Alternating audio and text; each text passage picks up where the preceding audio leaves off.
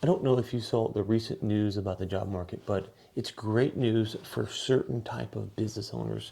And this is exactly who this video is for. If you're new here, I'm Ron, and I help owners step out of the day-to-day and create a company that can run basically without them. I say basically because it depends on the owner and their goals. Okay, so what's the news? The news is that the job market is the highest level of unemployment in the last 4 years. Now, at face value, this is not good for the economy. Some might be thinking, okay, great, we got that. But statistically speaking, who are the people that are most likely to be unemployed and to move the needle from that standpoint? And so you go, probably going to be publicly traded companies, right? So they're facing AI, maybe tariffs, maybe a weak economy.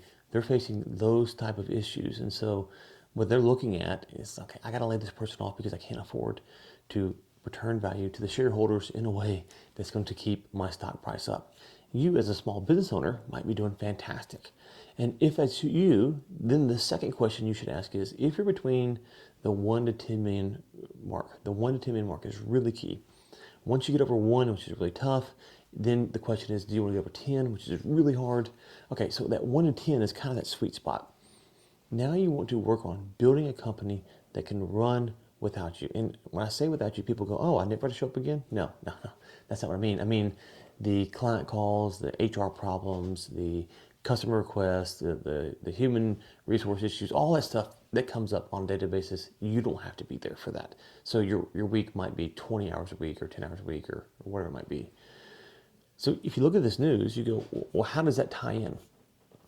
Well, if you're working for a Fortune 500 company, let's say, and you got laid off, there's two things. One is the level of statistics and KPIs and numbers that they're going to track is be way more than you would need.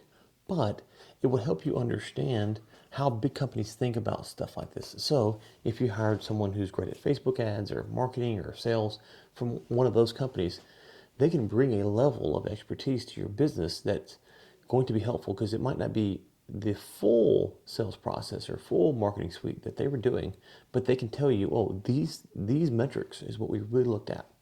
This is how we really viewed HR or hiring or operations, whatever it might be. You don't want to bring in everything that publicly traded company was doing because you're not publicly traded, right? But they can bring a huge skill set unlock to your business, because now you can understand how big companies think. On top of that, there's going to be a mix, like any talent pool, of people who are, kind of average performers into low performers into high performers. But don't assume that every person that's looking for a job is a low performer right now. There are companies who have laid off high performers.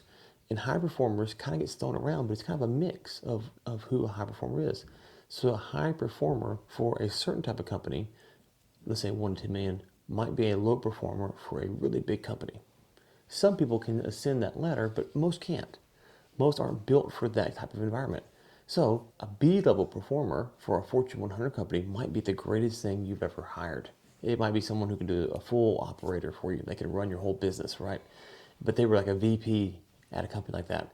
So don't think that just because the unemployment's high and people got laid off, that therefore they can't solve your problems. They might can solve them much better than you currently possess the talent to do, right? They might bring things to the table. Now, again, the caveat is they're going to probably want to import things that aren't 100% relevant to your business because they've come from much bigger companies, but they can at least open your mind on what bigger companies track, and then you can scale that down to what's relevant to you. So as you move forward, if you're in that 1 to 10 million range and you're going, my company's healthy, I'm making good margins, this is a great chance to go and to hire someone to help you get to that spot to where you can step out of the business, not be so involved on a daily basis, and start to enjoy your company. Start to live the dream. Pay your people well so they enjoy the work they're doing, and you deliver a good product to your, or service to your client, and then all of a sudden you reap the benefits as the owner who orchestrates that kind of lifestyle for your employees, for your customers, and for yourself.